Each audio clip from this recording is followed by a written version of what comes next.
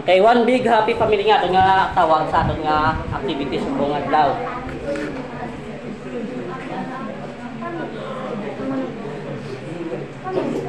Napuna ko na lang niya. Ito nga name ha. Okay, so pwede nyo na ako kung tawag Teacher Ron.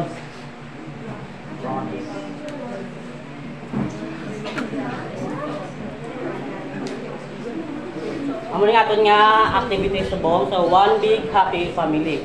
So, as a teacher nyo sa buong, siyempre, no, single si teacher nyo, pero may bata na, no? Daw, bata, pila ka mga bilog kita na siguro.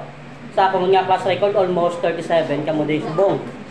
So, si teacher, single, wala pa GF, wala pa relationship, pero may bata na, no? Kadama sa mga bata ko, no? Wala balong ko sa mga pangalan ng nila ni. So, kilala natin kami sa isa lason na. So, as your advisor, I am Filipino major, no? So, nag-graduate ko sa Kamsu, Talisay. And I am a board passer this year lang. Kag I am a newly hired teacher dito sa Notre Dame. So, bago lang ko din sa inyo, no? Kag hindi pagiging familiar sa schools ninyo, kag sa inyong mga teacher. But, syempre may mga ideas na ko din sa inyo, ang mga specialist, ang mga background ko ninyo ng iba, no? Kaya may alam mga kapis. So, Filipino advisor niya ko, Filipino 8. And I am, may subject man ko sa Christian living ninyo. So, kung Filipino ta, atong subject, Filipino kita ha. Excuse me sa likod, yung pamati danay. Okay ha? Filipino, pag sa ako na nga time, Filipino tatanan ha, Filipino major. Filipino ang language na gagamitin natin. So, sa buong or hasta Friday, or Thursday lang gali. Hasta Thursday ka muna, so pwede natin kahambaliligay ng gusto natin. Pero pag ato na gano'y nga major or subject, Filipino kita, i-practice na nga ito nga language nga Filipino kasi ito yung ating pinagmula ng wika. So, dapat hindi ito mabubura sa atin sa halipunan dito sa Pilipinas. Okay? So, Filipino advisors, Christian living, and then, muna na, no? So, mambawal sa ako ng personality na ko, so approachable with klase nga teacher. So, as a teacher, gito sa inyo para mag-guide, magbulig sa inyo, maghatag sa inyo sa good quality education para sa inyo. So, I hope kamo man yung mga students, kamo mga kabataan ko, kabay pa nga kung ano ginatudlo namon, batulong nyo gid, butang nyo sa heart nyo para magamit in the future, okay? If ever nga sa serving man, makakahambal nga makaakit sa inyo, kung kulang-kulang inyong mga project, doesn't mean nga ginakigamit ka mo, but ginahabal din para sa inyo, okay? Basta bala makibot mo, mga kikisir, bala buot. So, mga kikisir po, hindi nang tsak ang ginobrata, ha?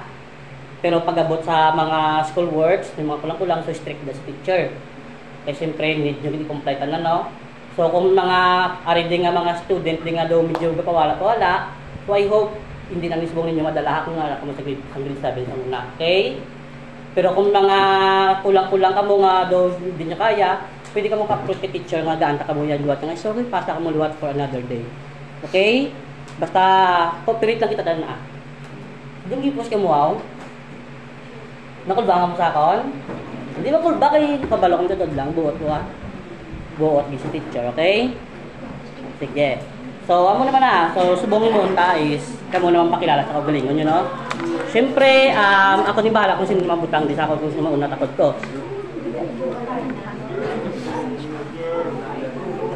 So, ang imunta, di ba? Ako si Teacher Ronald Giro. So, for sure, to, ganyan na lang po para lipot, teacher, or Sir Rons na lang.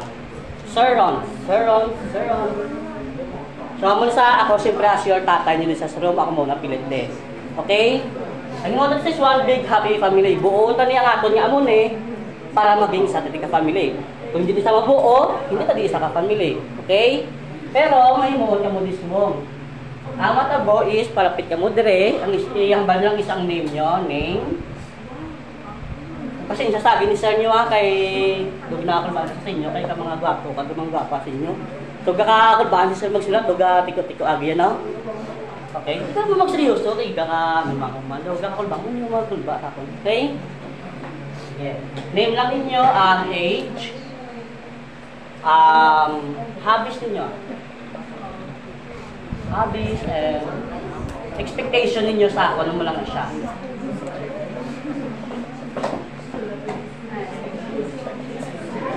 Expectation sa ako na may piliyon ka mo sa inyo nga first grade. So, hindi na pag-isulata yung i-remind ko na lang sa inyo.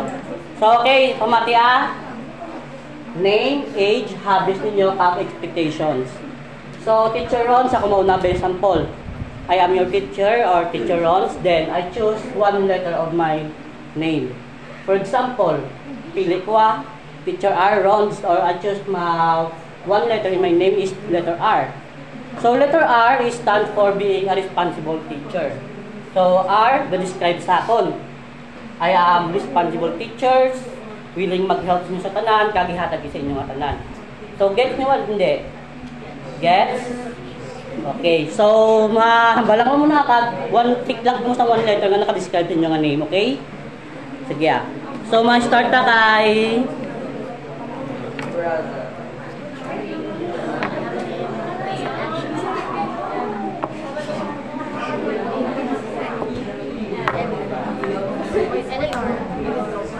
Okay. Si Emmanuel.